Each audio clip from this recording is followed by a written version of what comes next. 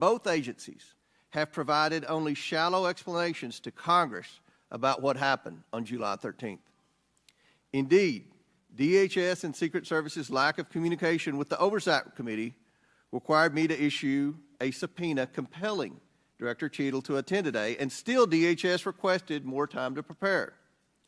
It shouldn't take this much time or preparation, Director Cheatle, to tell the truth and to be transparent with the American people. I am thankful to the ranking member, Mr. Raskin, for joining me and insisting that Director Cheatle appear today.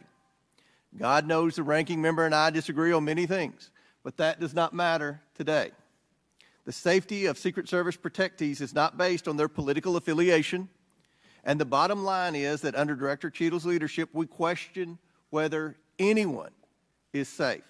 Not President Biden, not the First Lady, not the White House, and certainly not the presidential candidates. The July 13th assassination attempt is one of the darkest days in American political history. It represents the ugliest parts of what American politics has become: hatred of each other and a dangerous turn to extremism. Before we are Republicans or Democrats, we are Americans. If we place our political affiliations above our duty and love of country, we cannot maintain a country. We must ensure our republic is strong, and our republic cannot be strong when our leadership, our elections, our institutions, and our candidates are threatened by extremism and violence. Today, Director Cheatle will answer questions about why she deserves to continue to play a critical role in preserving this country's safety and, at the very least, what led to the catastrophic, deadly events on July 13th in Butler, Pennsylvania. Again, I do not believe Director Cheatle deserves to maintain her position as head of the Secret Service, but members of the American people will make their own decisions based on her answers today. I urge Director Cheatle to be transparent and forthcoming in her testimony today. Americans deserve no less. We have a duty to find out how this happened and to ensure it never happens again.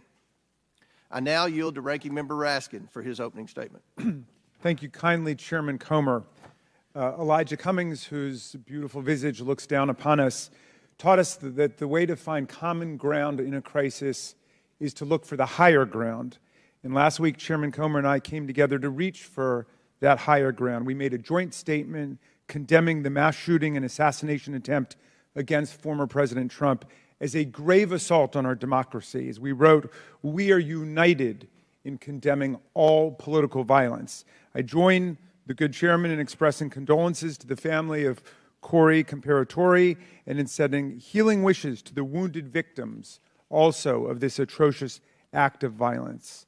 Some are calling it a miracle that former President Trump escaped this AR-15 attack, unlike so many thousands of our fellow citizens who have been killed or seriously wounded in other AR-15 shootings.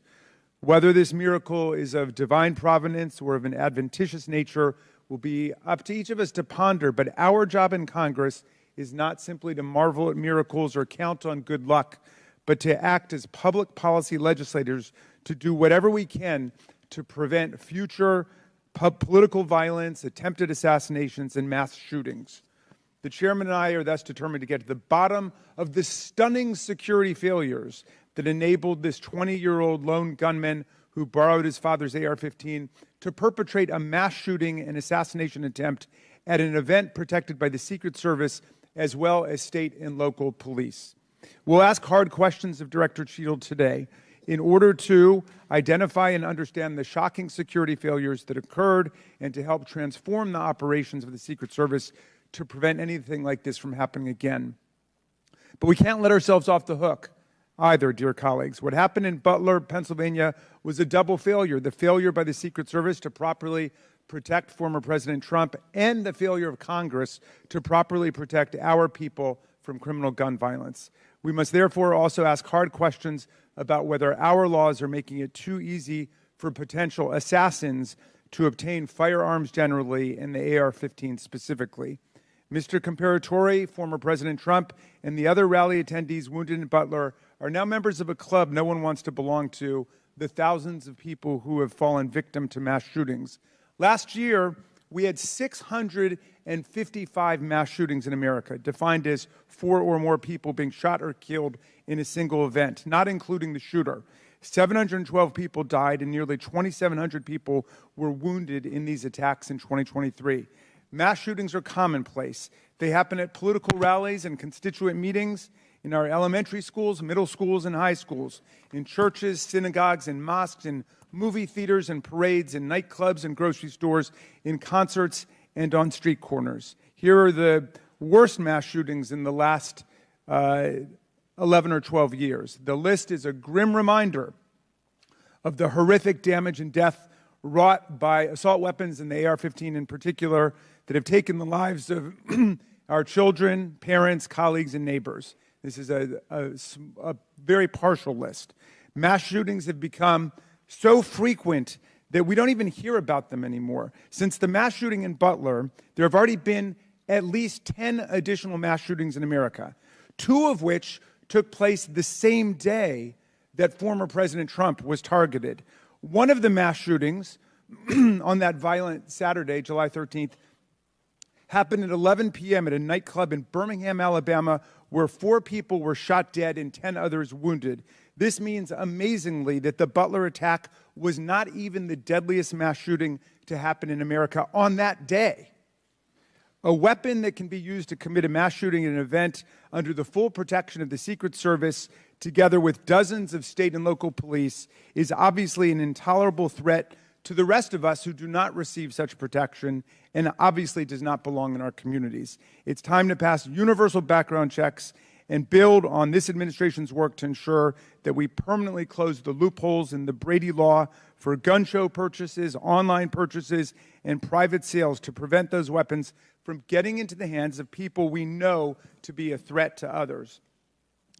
What happened in Butler shows why even closing these loopholes, however, will not keep assault weapons out of the hands of potential assassins and mass murderers. Under federal law, and in the vast majority of states, even young people not old enough to buy a beer legally can legally purchase and own the AR-15 and carry it in public.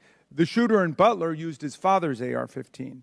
We have to find the courage and resolve to pass a ban on the AR-15 and other assault weapons. A ban has broad support. Even the New York Post loudly endorsed such a ban in 2019. We have passed an assault weapons ban before. Republicans and Democrats together passed it in 1994. Alas, in 2004, we allowed the ban to expire. We know this weapons ban worked. One study found that in the decade that followed the ban's lapse, mass shootings went back up 183%, and deaths from mass shootings went up 239%. But even as we change the Secret Service and act to ban weapons of war like the AR-15, we still will have fallen short of our duty if we fail to denounce every instance of politically motivated violence in whatever form it takes. Republicans and Democrats, again, have come together to denounce this assassination attempt, just as we did the violent attempts on the lives of our colleagues, Representative Stephen Scalise and Representative Gabby Giffords, and on Paul Pelosi, the husband of Speaker Nancy Pelosi, who was attacked and brutalized in his home. And in the immediate aftermath of the January 6th mass violence waged against Congress and the Vice President and the constitutional transfer of power, Democrats and Republicans alike, including Senator McConnell, Chairman Comer, and other colleagues, all denounced this violent assault on our democracy that wounded approximately 140 officers from the U.S. Capitol Police and the Metropolitan Police Department. And I commend them for acting to denounce that attack, just as Democrats moved swiftly to denounce the attack on Congressman Scalise. Political scientists tell us that authoritarian attacks on democratic institutions begin with political parties refusing to disavow or openly embracing political violence. We have to reject that on a strong bipartisan basis, as Chairman Comer and I have done, even as we ensure our Secret Service is up to its vital task of protecting presidents and candidates, and as we work to ensure that America, the streets of our country, are free from the violence of weapons of war. Thank you, Mr. Chairman, and I yield back to you. Thank you. Gentleman yields back.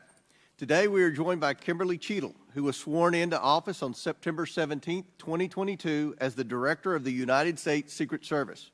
Prior to her appointment, Director Cheatle was Senior Director of Global Security at PepsiCo, Before her role at Pepsi, she served 27 years in the Secret Service. Pursuant to Committee Rule 9G, the witness will please stand and raise her right hand. Do you solemnly swear or affirm that the testimony that you are about to give is the truth, the whole truth, and nothing but the truth, so help you God? Let the record show that the witness answered in the affirmative. Thank you. We certainly appreciate you being here today and look forward to your testimony. We normally limit testimony to opening statement to 5 minutes, but take all the time that you need. Obviously, the rules that we will abide by, when you're finished with your statement, we will then turn to questions. Each member will have 5 minutes. And just a note to the members, I'm going to strictly adhere to the 5 minutes. Once 5 minutes is up, I will hit the gavel. If the director is in the process of answering a question, we'll certainly let her finish her answers, and then we will move on. We're going to have about 100% attendance here today, plus a few additional add-ons, so this will be a very lengthy hearing, and we want to make sure every member gets their 5 minutes uninterrupted to be able to ask these important questions in this very bipartisan hearing today. I now recognize Director Cheatle for your opening statement. Thank you. Good morning, Chairman Comer, Ranking Member Raskin, and distinguished members of the committee. My name is Kimberly Cheatle, and I am the Director of the United States Secret Service. I appreciate the opportunity to appear before you today. The assassination attempt of former President Donald Trump on July 13th is the most significant operational failure of the Secret Service in decades, and I am keeping him and his family in my thoughts. I would like to offer my sincerest condolences to the family of Corey Comparator, a former fire chief and a hero who was killed in this senseless shooting. I would also like to acknowledge those who were injured in Butler, David Dutch and James Copenhagen, and I wish them a speedy recovery. I would be remiss if I did not also extend my condolences on the passing of your colleague, Congresswoman Sheila Jackson Lee. Ms. Jackson Lee was always engaged in the oversight of the Secret Service, and her passing is a great loss to this body. The Secret Service's solemn mission is to protect our nation's leaders. On July 13th, we failed. As a director of the United States Secret Service, I take full responsibility for any security lapse of our agency. We are fully cooperating with ongoing investigations. We must learn what happened, and I will move heaven and earth to ensure that an incident like July 13th does not happen again. Let me state unequivocally, nothing I have said should be interpreted to place blame for this failure on our federal, state, or local law enforcement partners who supported the Secret Service in Butler. We could not do our job without them. We rely on the relationships built over years of working together to secure events and conduct investigations. Our agents, officers, and support personnel understand that every day we are expected to sacrifice our lives to execute a no-fail mission. As witnessed on July 13th, our special agents shielded former President Trump with their own bodies on stage while shots were being fired. Selflessly willing to make the ultimate sacrifice without hesitation, I am proud beyond words of the actions taken by the former president's detail, the counter-sniper team who neutralized the gunman, and the tactical team who was prepared to act. I will be transparent as possible when I speak with you, understanding, though, at times that I may be limited in providing a thorough response in this open setting due to associated risks with sharing highly sensitive protective methodologies. I do not want to inadvertently provide you today with inaccurate information. Since January 1st, 2024, the Secret Service has successfully secured over 7,500 sites. Every protective advance comes with its own set of challenges and requires a customized mitigation strategy, including specific assets. Security plans are multi-layered, providing 360 degrees of protection. These layers include personnel, technical, and tactical assets, which are a force multiplier for our protective posture. During every advance, we attempt to strike a balance between enabling the protectee to be visible and our protective requirements to be secure. I know this because I have spent 29 years in this agency. I came up through the ranks. I've secured events for every president since President Clinton, supervised on Vice President Cheney's detail, led our training center, oversaw all of the investigations and protective visits in the state of Georgia, supervised on Vice President Biden's detail, and the agency's entire protective mission during the Trump administration. The comprehensive advance process involves collaborative planning between our Secret Service, the protectees staff, local law enforcement partners, and the level of security provided for the former president increased well before the campaign and has been steadily increasing as threats evolve.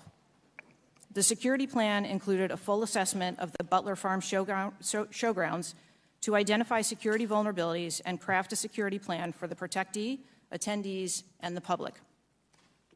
Immediately following the assassination attempt, I directed the activation of my crisis center. I assembled my executive team to begin surging more protective resources to the former president and to ensure the wellness of our people post-incident, all while securing an active crime scene.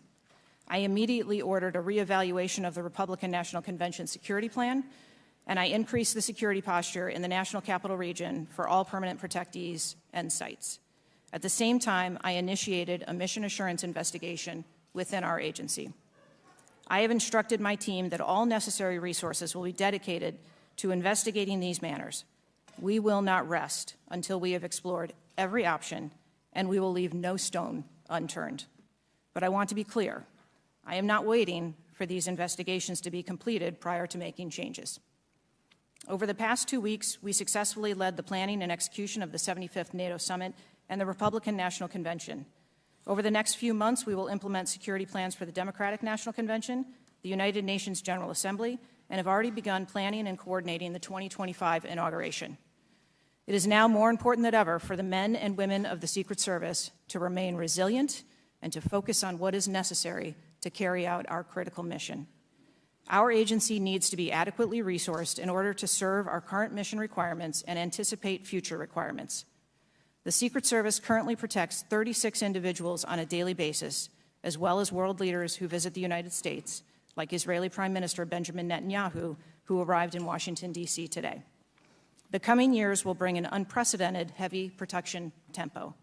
I have no doubt that the processes that I have implemented during my tenure as director, in addition to my nearly 30 years of experience in this agency, have positioned the Secret Service to be stronger.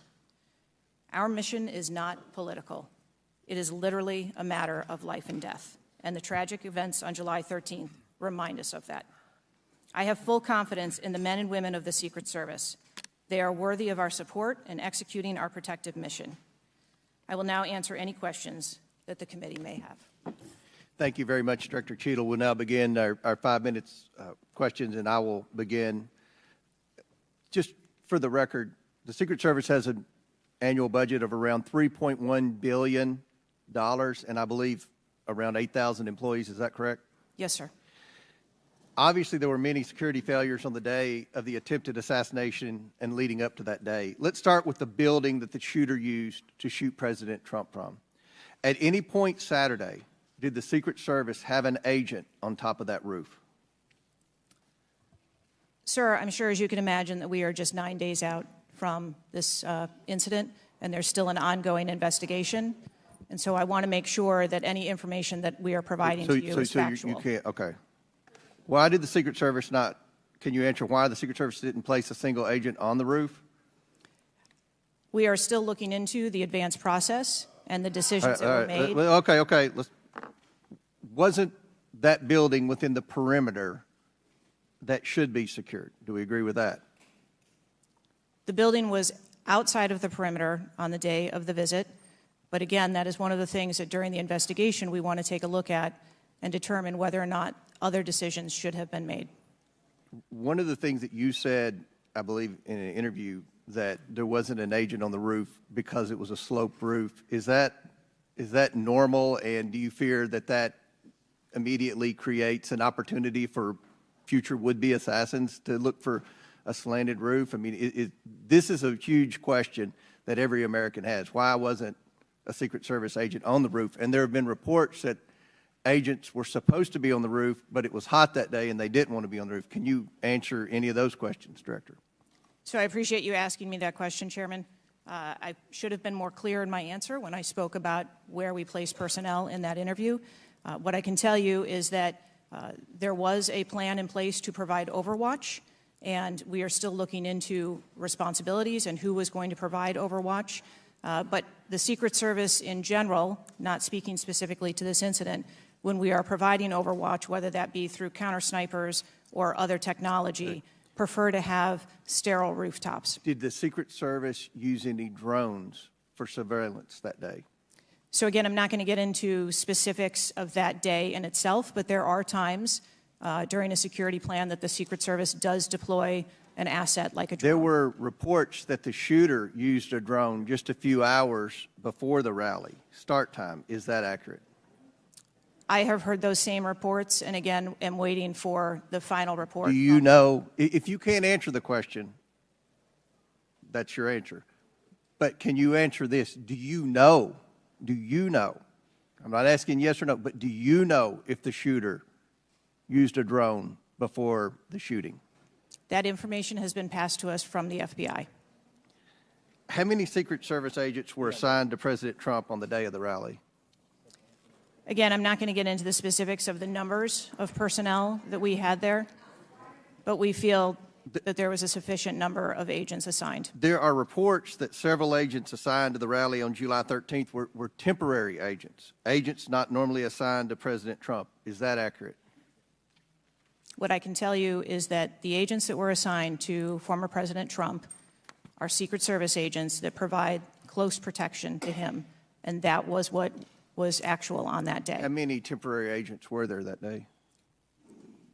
Quite frequently, sir, during campaign events, the Secret Service utilizes agents from HSI or the Department of Homeland Security. You don't know to how many? supplement you can't answer? our plan. Have the investigators reconstructed the shooter's precise movements over the past days, weeks, and months? So, again, We need to have confidence that if the FBI is leading this investigation, that they're leading a credible investigation, because there's some of us sitting up here today that don't have a lot of confidence in the FBI. So I will repeat the question. Have the investigators reconstructed the shooter's precise moments over the past days, weeks, and months? I understand your question, Chairman, and I share your concerns about wanting to make sure that we have factual information. The FBI is conducting a criminal investigation. The Secret Service is conducting an internal investigation.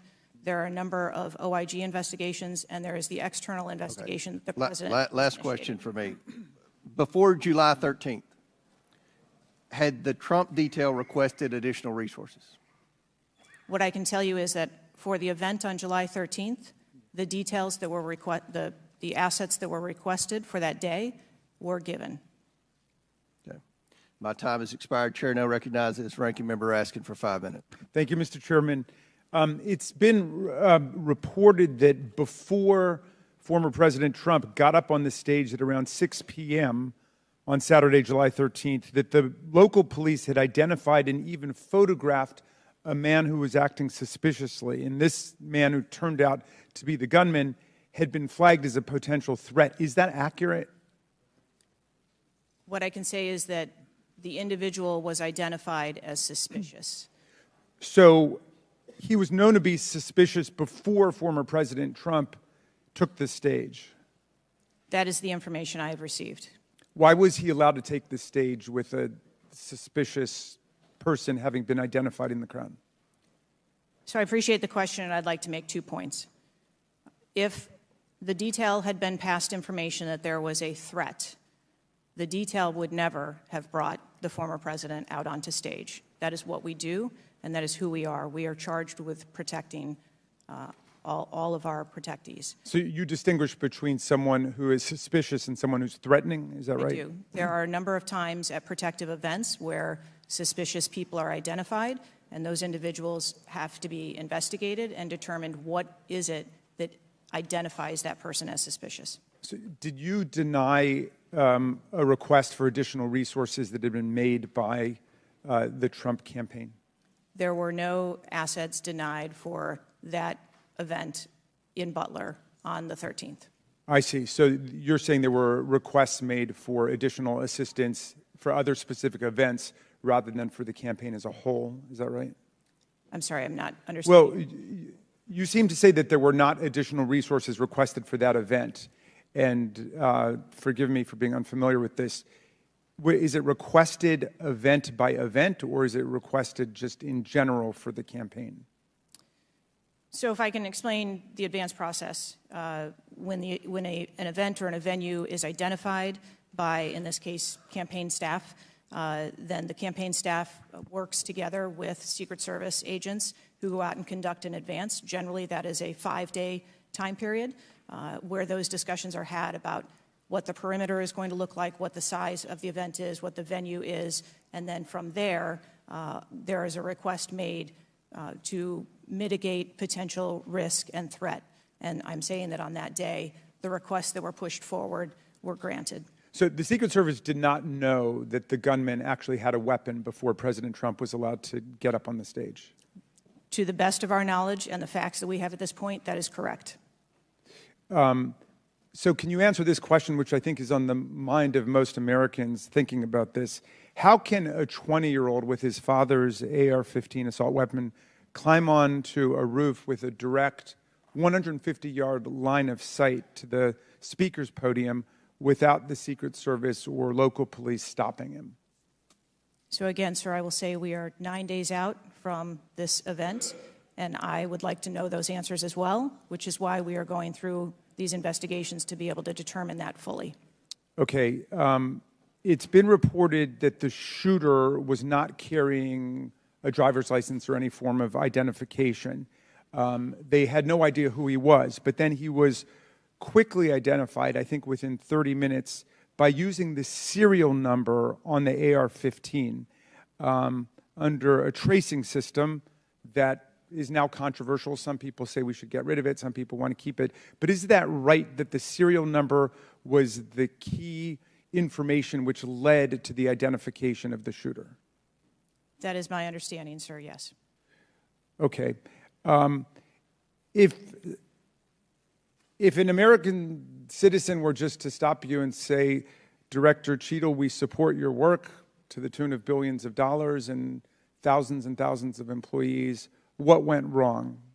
What would you say? Again, knowing that we're 9 days out, I would say, as I have said from the very outset, I accept responsibility for this tragedy. We are going to look into how this happened, and we are going to take corrective action to ensure that it never happens again. Well, I appreciate that, and I hope you will act with vigor and focus and intensity, and it seems you understand the gravity and solemnity of this to the American people.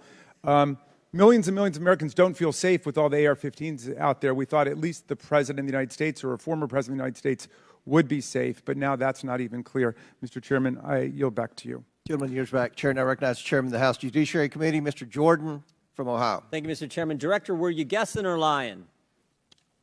The day after President Trump is shot, Secret Service spokesman Anthony Guglielmi said, quote, "The assertion that a member of the former president's security team requested additional security resources that the U.S. Secret Service or the Department of Homeland Security rebuffed is absolutely false." The next day, Secretary Mayorkas said, "That is an unequivocally false assertion. We had not received any request for additional security measures that were rebuffed." But 5 days later, the Washington Post said this: "Top officials repeatedly rejected requests from Donald Trump's security detail for more personnel." The next day, the New York Times said this: "Mr. Guglielmi acknowledged that the Secret Service had turned down some requests for additional federal security assets for Mr. Trump's detail." So which is it? Because both statements can't be true. Were you guessing or lying when you said you didn't turn down requests from President Trump's detail? Neither, sir, and I appreciate the question. Well, what were you doing? Because those statements don't jive. So what I can tell you is that for the event in Butler, there were no requests that were denied. As far as requests... Well, maybe they got tired of asking. Maybe you turned them down so darn much they said, not worth asking. How many times did you turn them down ahead of that? I think that it is important to distinguish between what some people may view as a denial of an asset or a request. Well, is does Mr. not- Guglielmi your spokesperson? He said he acknowledged the Secret Service had turned down some requests. I'm asking how many?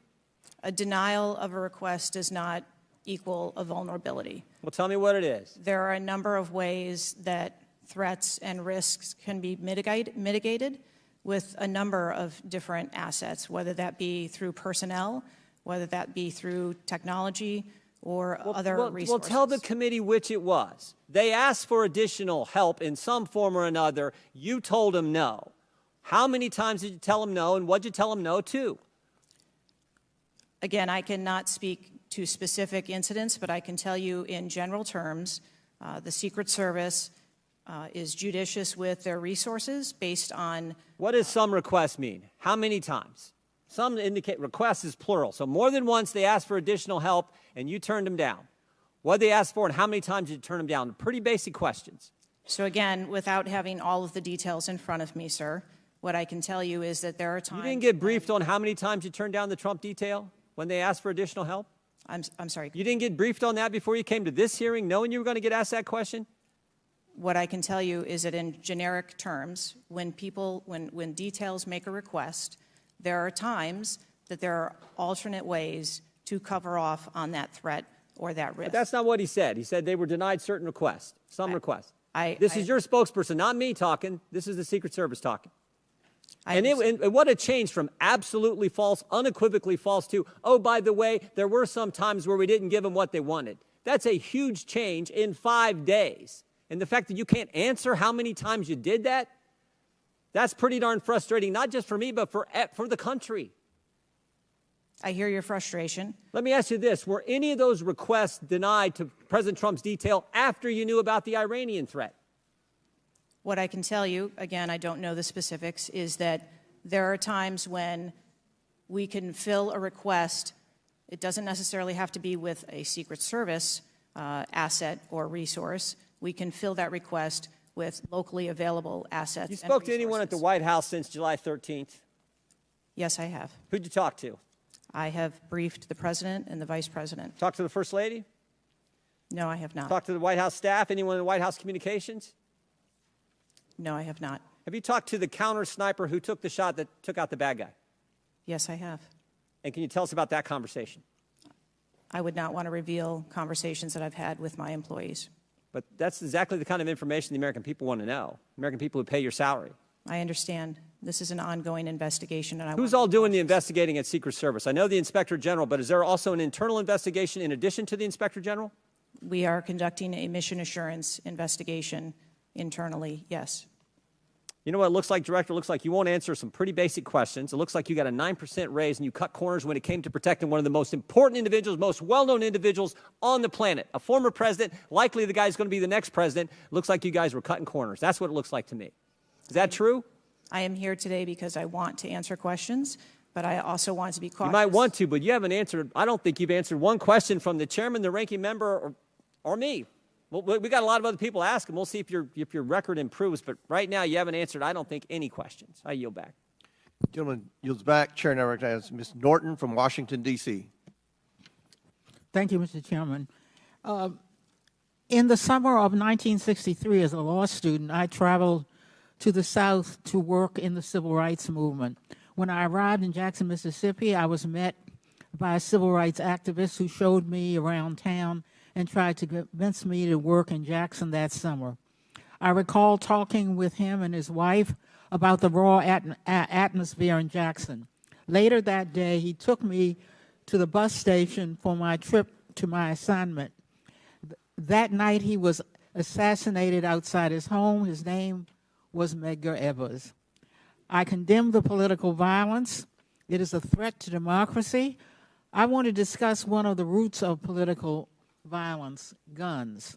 For years, Republicans, including a member of this committee, have introduced legislation and amendments to repeal or block the District of Columbia gun violence protection laws, including its bans on assault weapons and large-capacity magazines. The shooter at the Trump rally used the mass shooter's gun of choice, an assault weapon, specifically an AR-15 style rifle and presumably a large capacity magazine, which is defined in D.C. as a magazine that can hold more than 10 bullets.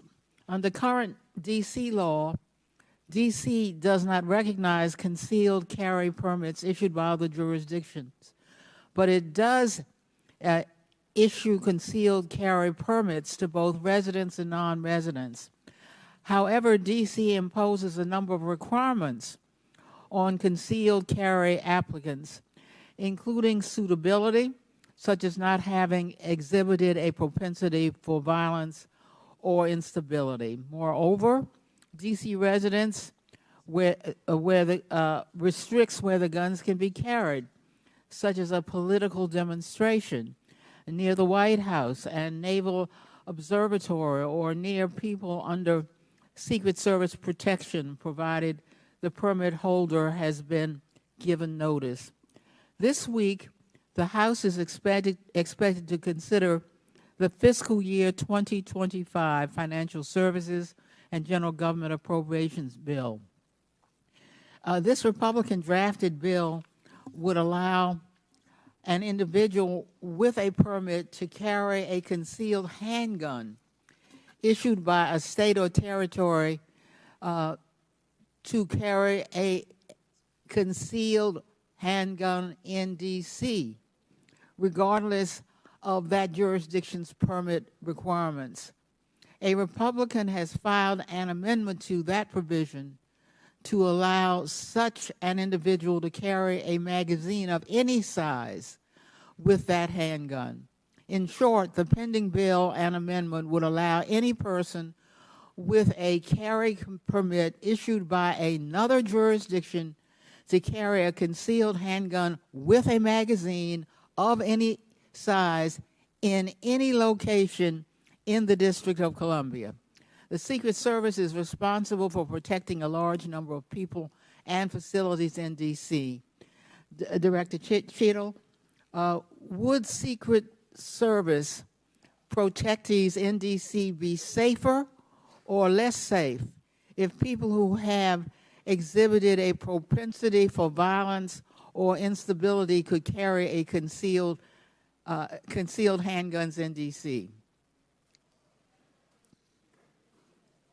I think being a Secret Service agent and an officer or a law enforcement officer in any state is difficult. They are required to make decisions and snap judgments in the blink of an eye.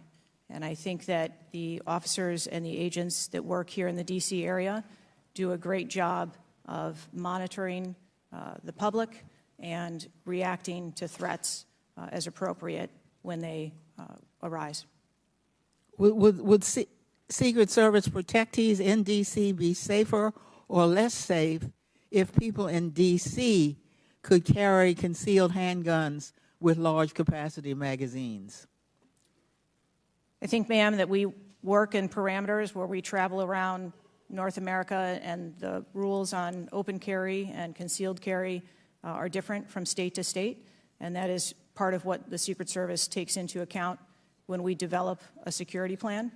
Obviously, anyone that comes into one of our protective sites, we would establish magnetometer support, metal detectors that personnel would have to process through, eliminating that potential. Would Secret Service protectees in D.C. be safer or less safe if more people could carry handguns in D.C.? I think, again, as I stated, ma'am, we want to make sure that we provide a safe environment for all of our protectees, and whatever measures we would need to put in place for a secure site, we would do so. I yield back. Gentlelady's time's expired. Chair now recognizes the chairman of the House Intelligence Committee, Mr. Turner from Ohio. Director Cheatle, your opening statement indicates that the Secret Service constructed a security plan for the site in Pennsylvania. I'm assuming that security plan would also include the security footprint for the site, but it also would be based upon a threat assessment for the risk threats associated with Donald Trump and the crowd in attendance. Would it not include a threat assessment? Yes, it would. So that threat assessment, as we know, basically would have started with, there's a generalized threat against Donald Trump because he is a presidential candidate. Then it would have gone to, he's a former president, and he gets security coverage just as Bush, Clinton, Carter, Obama do. And then you also have the heightened political environment. Even for those, it's clear that the security footprint, that the threat assessment was insufficient, which permitted then a 20-year-old to actually enter with a weapon and shoot Donald Trump. But I want to ask you about two other aspects of the threat assessment. It is known and public that Iran is a threat risk for Donald Trump. They're a threat risk for John Bolton, former Secretary of State Pompeo, and Donald Trump, because they have indicated they want to assassinate them as a result of retaliation for the killing of Soleimani. That is both, for Iran, a generalized threat. They're targeting these individuals, but also, most recently, a specific threat to Donald Trump himself.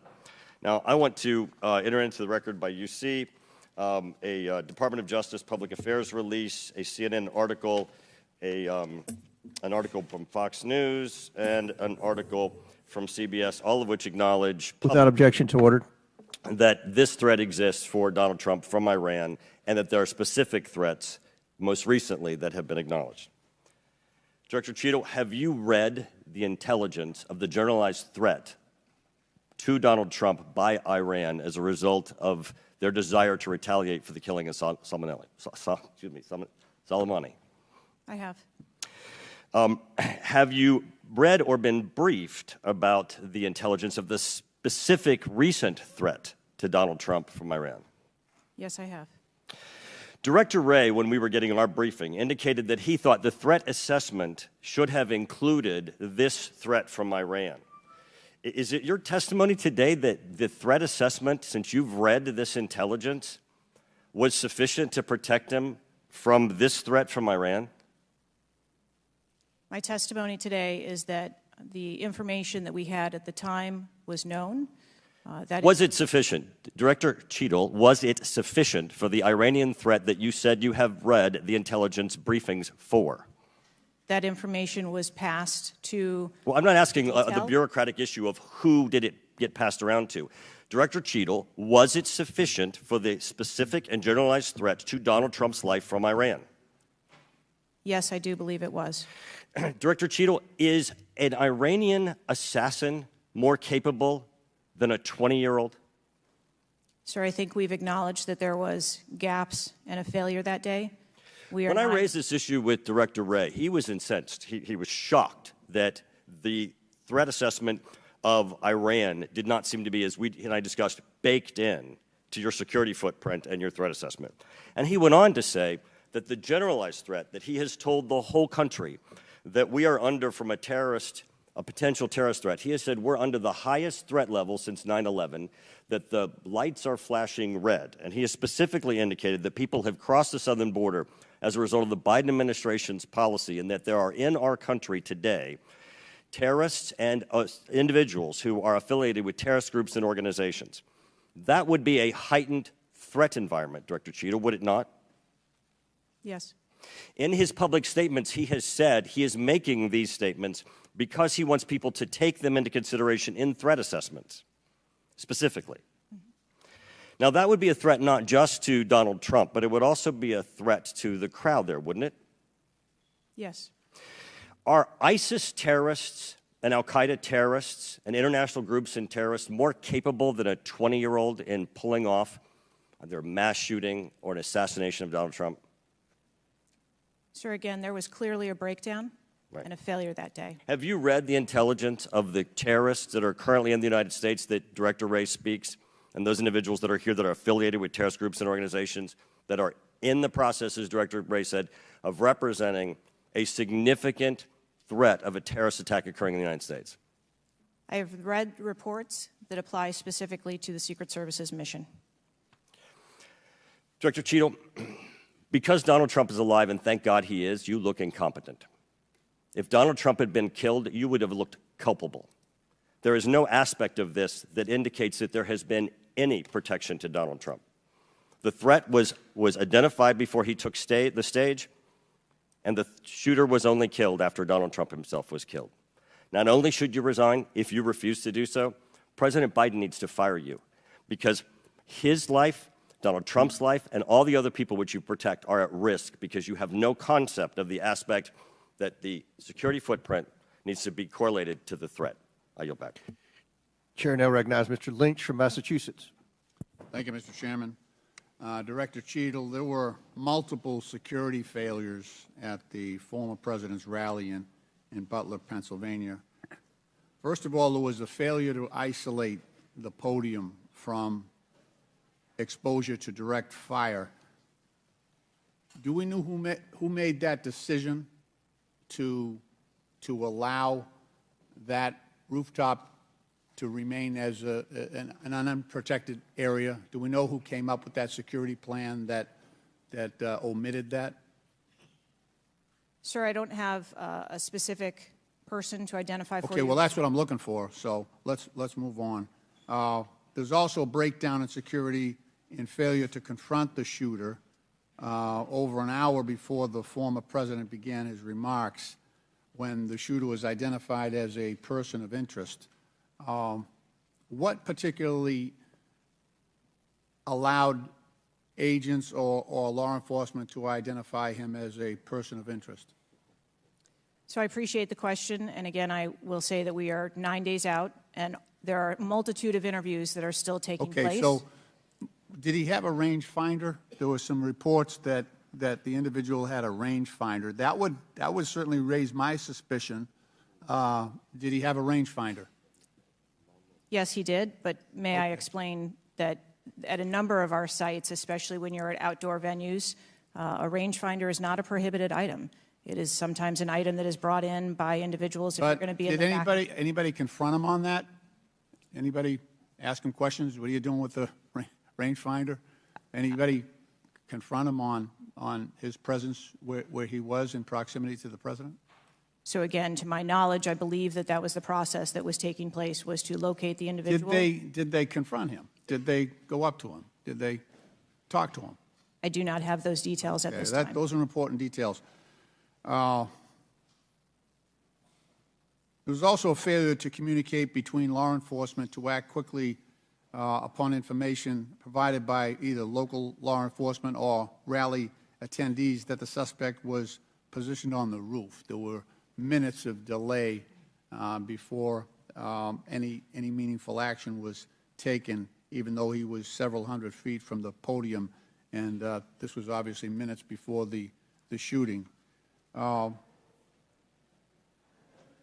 me ask you, there was considerable delay in removing the president from the podium after the shooting began. He got shot in the air. It was still over a minute before he was removed from the stage. Meanwhile, this shooter had multiple clips, several clips. He got off 8 shots, and he had the capacity and the ability, if he was not neutralized, to basically mow down that whole Secret Service detachment as well as the president. What, from your own investigation, caused that delay under the circumstances? What I can tell you is that when the agents identified that the shooting was taking place, in under 3 seconds, they threw themselves on top of the president. I understand that. There was heroism there. No question about it. No question about it. But protocol would indicate, and these are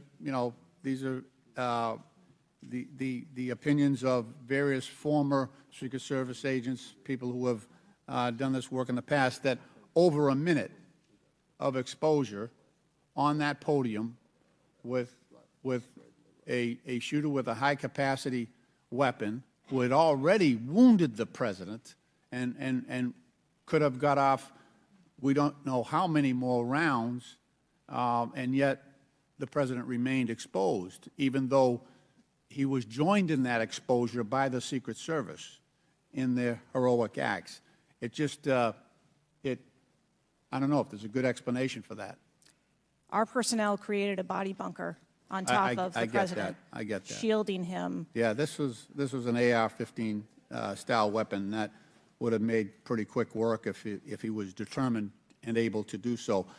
This is not the first investigation that we've had of the Secret Service during my time here on this committee, and the last one we had, our previous investigation determined that the Secret Service was experiencing a staffing crisis that poses perhaps the greatest threat to the agency, and that's a quote. Is that staffing crisis still in place? Is that still something that you deal with on a daily basis? As of today, the Secret Service has just over 8,000 employees. We continue to hire, knowing that we need to ensure that we keep pace with What would be the full complement of And gentlemen, time's expired, but please answer the question. yeah. I'm sorry. What would be the full complement that you're looking for? You've got 8,000, and how many would be a full complement for the service? So we are still striving towards a number of 9,500 employees approximately in order to be able to meet future and emerging needs. Okay. Thank you, Mr. Chairman, for your courtesy. I yield back. Chair recognizes Dr. Foxx from North Carolina. Thank you, Mr. Chairman. Director Cheatle, what grade would you give the Secret Service's performance in Butler, Pennsylvania on July 13? As I've stated, ma'am, this was clearly a failure. I would grade the agents and officers who selflessly threw themselves in front of the president and neutralized the threat an A. I think that we need to examine the events that led up to and prior to that day. You stated in 2021 that the Secret Service has a zero-fail mission. It's clear that the events of July 13 show a cascade of failures that cost Corey Comparator his life, nearly cost former president his life, and injured David Dutch and James Copenhaver. When an agency fails spectacularly at its mission, those responsible must be held accountable, and the problems must be fixed so they cannot happen again. Why should the American people or the officials you're responsible for protecting have confidence in your ability to lead the Secret Service after such a spectacular failure? I appreciate the question, and I am committed to finding answers so that we can make the agency stronger after this. You said on July 15 that the buck stops with me. How are you taking accountability for the Secret Service's failures during the July 13 assassination attempt on President Trump? I have taken accountability, and I will continue to take accountability. I am responsible for leading the agency, and I am responsible for finding the answers to how this event occurred and making sure that it doesn't happen again. So I would like to explore how you got the job as director of the United States Secret Service. Is it typical for the director of the Secret Service to be recommended for the role at the behest of a president's family and senior staff, perhaps at the request of Jill Biden or Anthony Bernal? I got the job as a director of the Secret Service because I spent 27 years in an agency with a mission that I absolutely love. I started my career in Detroit. I worked my way up through investigations and protection. Was there competition for the position? You would have to ask those who were involved in the interview process. But you think you are the best person in the country to head the Secret Service? I think that I am the best person to lead the Secret Service at this time. The Secret Service receives billions in funding each year, as has been explained by my colleagues here. In fact, you've had an increase in real terms of 55%. As you're no doubt aware, staffing levels for those assigned to protect the president, former presidents, and other senior officials has decreased by about 350 between 2014 and today. Clearly, a lack of financial resources not to blame for the staffing shortage. In 2022, the Secret Service saw nearly half its workforce leave in 1 year, and during the same year, it was ranked dead last among law enforcement agencies in the best places to work in the federal government. Can you explain why your agency was so poorly rated and why so many staff left in just 1 year? So with all due respect, I dispute the statistic of half of the employees leaving in 2022. I think that has been inaccurate data that's been reported out there. But what I can tell you is, as I have returned as the director of the agency, we have had an increase in hiring and staffing and an increase in resources, and we are committed to continue to hire so that we can be staffed appropriately to meet the dynamic mission that we have. Well, you may want to dispute it, but it's out there. My understanding, given the high-profile failures and rotten culture at the Secret Service during your nearly two-year tenure, why should the American people have any confidence in your ability to lead the Secret Service to perform its zero-fail mission to protect our senior leaders? The Secret Service has an incredible culture. Our men and women place service over self. They come in every day willing to risk their lives for our protective mission, and they work investigations that thwart people who would do harm to children, child exploiters. We have an incredible mission, and our culture is we will get the job done no matter what. Well, those on the front line certainly have a great culture, and they were willing to risk their lives for President Trump. But I'm not sure the leadership at the agency has this right kind of culture. I yield back, Mr. Chairman. Chair now recognizes Mr. Connolly from Virginia. Thank you, Mr. Chairman. Well, I hope the American people do appreciate the incredible daily risks Secret Service agents take on our behalf. You mentioned there are 36 regular clients you've got that you protect constantly, but I was participating in the NATO summit just 2 weeks ago. We had 32 heads of government and heads of state, plus visiting heads of state and heads of government. Presumably, you provided protection for all of them. That is correct. Just saying. Help us understand, however, I will stipulate that there's an ongoing investigation. You don't want to go into too much detail on that until you've been able to ascertain all the facts and analyze what they mean. You can understand, however, the anxiety we and the American public have about how could this happen and how can we ensure it can't recur. Now, there are some things my friends on one particular side of the aisle don't really want to talk about, like AR-15s and access to them by a 20-year-old, or anybody for that matter. Presumably, Director Cheatle, the ubiquity of weapons, guns in America, especially assault weapons or semi-automatic weapons, that's helped your job and the mission of your agencies, right? It's made it less complicated. Isn't that true? I'm sorry, I'm not understanding your question. Real simple. More guns, especially dangerous ones, have made your job protecting people easier. Is that not right? I think from every Director state, Cheatle, this is simple English. More guns, do they make your job more complicated or less complicated in protecting these 36 clients and visiting heads of state and heads of government that come to Washington?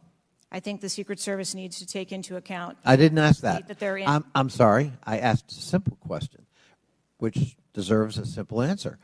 The ubiquity of guns, dangerous weapons in America, like AR-15s, has that made your job, that is to say the mission of the Secret Service, easier or more difficult? I think the threat environment for protecting our Secret Service protectees is always difficult, and that's dynamic, and it's always evolving. We stipulate it's always difficult. Again, this is a simple one. Does the ubiquity of guns make your job easier or more difficult today? I understand the Second Amendment rights of individuals. I didn't ask that question. I'm not questioning the Second Amendment. I'm asking a simple analysis, Director Cheatle. And I can tell you, you're not making my job easier in terms of assessing your qualification for continuing on as director.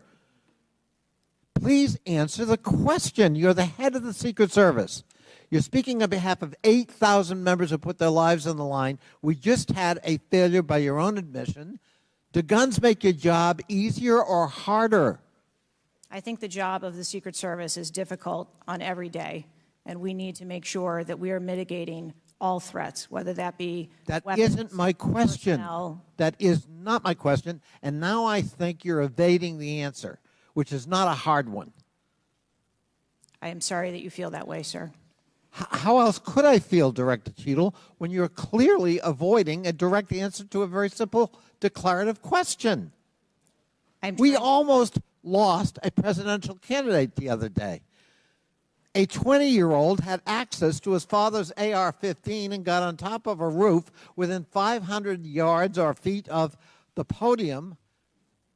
And I'm asking you, did the availability of that AR-15, which is replicated all across America, make your job harder or easier? And you're not willing to answer that question? And you think and you wonder why we might have a lack of confidence in your continued ability to direct this agency? I understand your question, and that's the environment. Well, if you understand my question, why not answer it? Because it's the environment that the Secret Service works in every day. That doesn't tell me anything. That's the environment we work in. I had an attack on my office a year ago. I know a little bit about violence too. He came to kill me. When he couldn't, he beat one of my staffers 8 times with a baseball bat on the head. We live with the threat of violence. But a simple answer from the director of the Secret Service would be helpful. And I'm sorry you've chosen to evade it. I yield back. Chair now recognizes Mr. Grothman from Wisconsin. Thank you. When this guy took the shots, he climbed a ladder to get on the roof, correct? I'm unable to answer details of exactly how the individual accessed the roof at this time. Do you know when if he did use the ladder, do you know when the ladder was placed there? Was the ladder there 2 days before, just the night before? Do you have any information at all as to when the ladder got there? I would like to be able to answer those questions. The FBI is still conducting an investigation.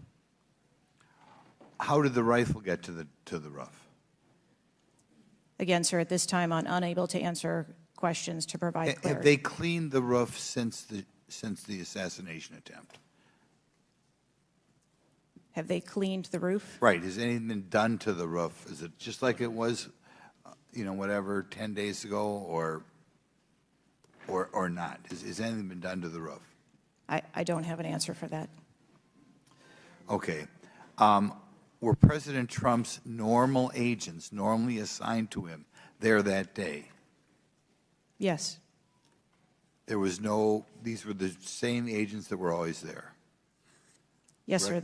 The people that are assigned to his detail were working on that day. Okay. There's stuff on the internet that says they were not there that day, but these are the same agents who are routinely there? Yes, sir. Okay. Do we know which agents fired the shots that finally took down the potential assassin? Yes, sir, I do. Can you give us those names or the background of those agents?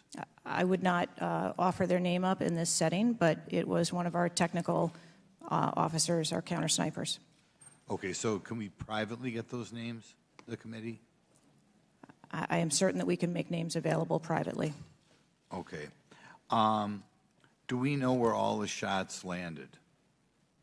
First of all, how many shots did that potential assassin, how many shots came out of the rifle? So again, I would hesitate to offer that information as the FBI is conducting an investigation. Have we got the bullets from all the shots? Again, that would be the responsibility of the FBI to collect that evidence. Okay. Do we have the correspondence from the shooter? Has that been recovered from his phone, whatever? Again, I would have to defer you to the FBI for details on that investigation. Okay. You've spent some time trying to change the makeup of the Secret Service. Okay, you feel there are, whatever, too high a percentage are men. Does this affect at all who you are hiring for the Secret Service? I've spent my time as the director trying to increase the number of people that we hire in the Secret Service so that we have the best and the brightest, and that's been my concentration as the director. Okay, you ever not hiring men because of your desire to hit certain targets? I am hiring the best qualified candidates that put in an application that want to work for our great organization. Okay. Next question. The shooter obtained a direct sight of President Trump from the position on the rooftop. I assume that is not something that should ever happen. It should never happen.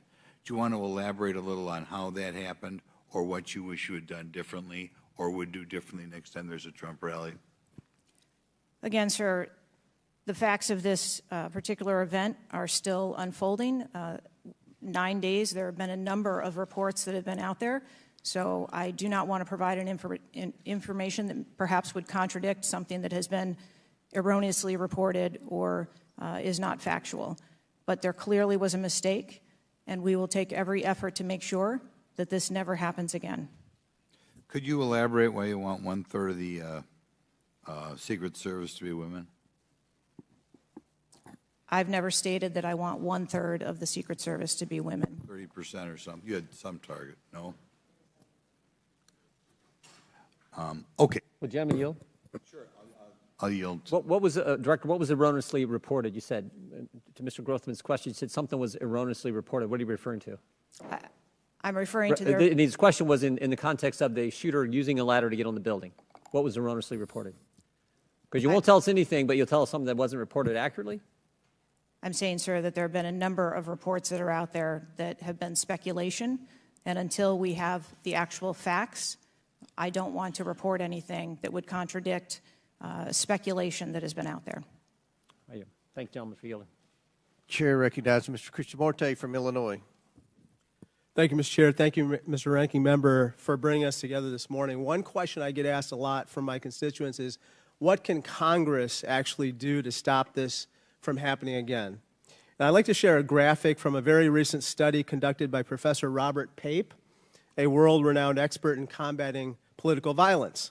The graphic shows that 74% of Americans want this Congress to come together to denounce political violence of all stripes, and you can tell it's across party lines. I commend the chair and ranking member for putting out the statement the other day condemning political violence, and to further this effort, I'd like to ask all my colleagues to join Dr. Brad Wenstrup and me in introducing a resolution that we think can secure unanimous House passage in deploring and condemning political violence, and we will be circulating that resolution shortly. Director Cheatle, as you know, the shooter began shooting at 6:11 p.m. Eastern on July 13th. NBC reported that at 5:51 p.m., 20 minutes before the shooting began, the state police informed the Secret Service of their concern. Now, the rally was not paused at that point, correct? No. And according to NBC, just 2 minutes later, at 5:53 p.m., the Secret Service notified its snipers about the gunman. The rally wasn't paused at that point either, correct? No. Let me show you some video footage by rally goers. If you could play the video on the screen up here. This was taken 2 minutes before the shooting started. If you could turn up the volume. Criminals. We have criminals. We have drug dealers. We have people that should not be here. Right on the roof. It's much tougher than it happens. You went right on the roof again. Up here. Ma'am, that doesn't look like suspicious behavior. That looks like threatening behavior to me. And the rally wasn't paused at that point either, correct? I can tell you, as I stated earlier, sir, that the moment that the shift surrounding the president were aware of an actual threat. That's a threat right there. The guy's on the roof and everybody's yelling at him. Yes. And directing the officer's attention to him. The rally was not paused at that point, correct? We are currently still combing through communications and when communications were passed. Well, I can point you to this communication. It's 2 minutes before the shots started ringing out. Director Cheatle, yes or no? Was there ever a moment where the Secret Service actually considered pausing the rally? The Secret Service would have paused the rally had they known or been So the told answer is there no. was an actual threat. The answer is no. Correct?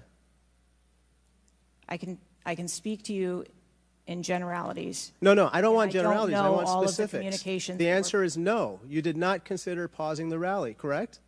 The people that are in charge of protecting the president on that day would never bring the former president out if there was a threat that had been identified. Well, they did, because we've now identified 3 points in the 20 minutes before the shooting that the threat emerged. Let me point you to something else, which is the building that the shooter was perched on, seen here. This building is called the AGR building. I'm sure that you're familiar with it. It's no more than 150 yards from the stage where Donald Trump stood, yet the security perimeter was drawn such that the AGR building was placed outside of it. Director Cheatle, according to the Washington Post, the AR-15 styled rifle used in the shooting had a range of 400 to 600 yards, and therefore the AGR building was clearly within rifle range of the stage, correct? Yes. NBC News has reported that in the days before the rally, the Secret Service had identified the building as a vulnerability that required special attention, correct? That's reporting from NBC. Yes. So I am still looking into an active investigation. I know, but it's been 9 days. I mean, you should know that, right? And yet, despite the fact that the AGR building was in rifle range of the stage and it was flagged as a vulnerability, this building was put outside of the Secret Service's security perimeter. And I respectfully submit the Secret Service must expand its security perimeter to account for the kinds of weapons that can be used outside the perimeter to endanger the protectees inside the perimeter, ma'am. Let me turn your attention to some conspiracy theories that have been circulating and ask you to comment on them. First, you have not found evidence that the incident was a staged shooting, right? Correct. And you haven't found evidence that this was a result of a conspiracy of high-ranking government officials, correct? Correct. And you have not found evidence that this incident was in fact directed or perpetrated by a foreign state or entity, right? And that's the last question, but I'll let the director answer that, please. Not at this time. Thank you. I yield back. Gentleman's time's expired. Chair now recognizes Mr. Cloud from Texas. Thank you. I just wanted to confirm there was only one counter sniper who took one shot. Is that We had multiple counter sniper teams available yeah, on the that premises, day. but is only one took one shot? Is that correct, or only one? Correct. Okay. How many spent shell casings were found on the roof? Again, I would have to defer you to the FBI's criminal investigation. Okay. Word is that the car was rigged with explosives. Again, sir, I'd have to defer you To to the the FBI. FBI's investigation. Okay. You're not curious about? You don't communicate with them? No. Okay. CNN reported that the Secret Service did not sweep the building the shooter was used to shoot President Trump and other attendees. Is that true or false? So we are conducting a mission insurance investigation and will depend on the information that we obtain from our investigations. Okay. The Secret Service knew there was a suspicious person anywhere from 8 minutes before President walked on stage to 30 to 60 minutes. We have different reports. Was President Trump or his team notified of the threat? I think there's a difference and a distinction between suspicious person and threat. Yeah. So we are going back and looking at communications to know when the information about a suspicious person was passed to Secret Service personnel. Okay, but was President Trump or his team notified? Again, we are going back and looking to make sure that we have the exact information of when those notifications were made and who those notifications were made to. Okay. I think it's troubling for a lot of us that the number one question everyone in America is wondering is why was the roof left open? And after 9 days, we should at least maybe have a little bit of that information. And when you come to this committee hearing and you don't have anything to say about that, it's very, very troubling. Did you review the security plan for this event? I personally do not review security plans for events that take place across the country. Any of them?